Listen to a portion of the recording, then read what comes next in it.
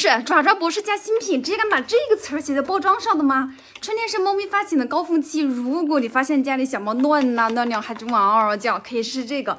这就相当于在小猫发情期啊，给它吃的开心片。它这个呀是纯植物萃取的，温和不刺激，每天给它喂一次。这种东西啊，可以直接跟着大牌子选。猫咪发情长时间不管的话，很容易出问题，但也不是必须绝育，咱该花花该省省。你看看这个才多少钱？20多块就能解决的问题，咱真没必要冒着风险带它去绝育。趁现在还没有涨价，你可以提前备点。